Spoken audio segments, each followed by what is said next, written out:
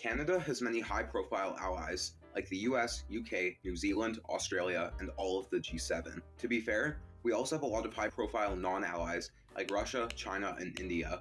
But an often overlooked relationship is the relationship between Canada and the Netherlands. This is a relationship where, unlike most, Canada is viewed as the big brother of the relationship, as opposed to being the little brother like with the United States. Today, I will focus on Canada's historical relationship with the Dutch. But to talk about the Dutch, we must first talk about these guys. Hitler invaded most of Europe, and the Netherlands was no exception. In 1940, the Nazis invaded the Netherlands, despite their previous declaration of neutrality. It only took them 4 days for the army to surrender. This happened after the Germans bombed Rotterdam, which killed over 800 civilians. They threatened to do the same to Utrecht, so before more loss of life could happen, the Dutch surrendered.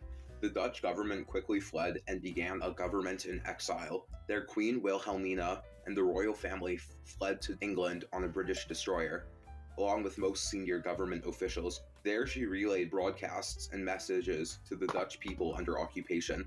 But there was a fear that she could be captured or killed because of the constant bombardments by the Germans on England. So she stayed, but her daughter, Princess Juliana, and her 2 children fled once more to Canada to live for the duration of the war.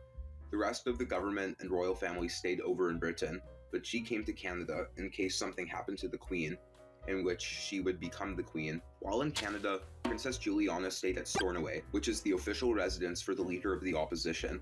She also had a child during her exile.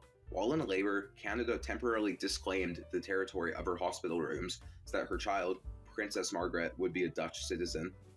Life under German occupation was tough. The Germans ran a tight ship, not quite as cruel as in the eastern countries under occupations, but still not very good. When liberation attempts began, it was especially tough.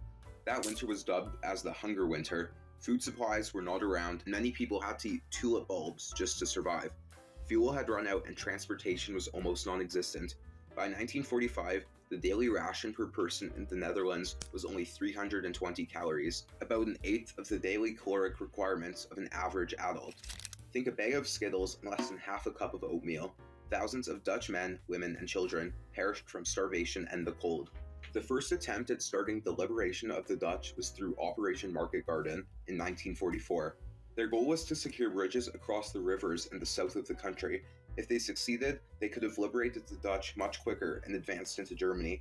However, this operation was a failure, slowing the Allied advance and keeping most of the Netherlands under German control. The Battle of the Scheldt was not a failure, however. The Allies had already liberated the city of Antwerp, but not the Scheldt estuary, which is still controlled by the Germans. Canada's role was to clear this estuary of enemy forces. Canada cleared the Scheldt River of mines. They were successful, and on November 28, 1944, the first cargo ships came into the port of Antwerp. But that was not the end. After holding the front lines for a few months, Canada began the final push to liberate the country. The 1st Canadian Army joined with the rest of the Allies and pushed the Germans eastward, back over the Rhine.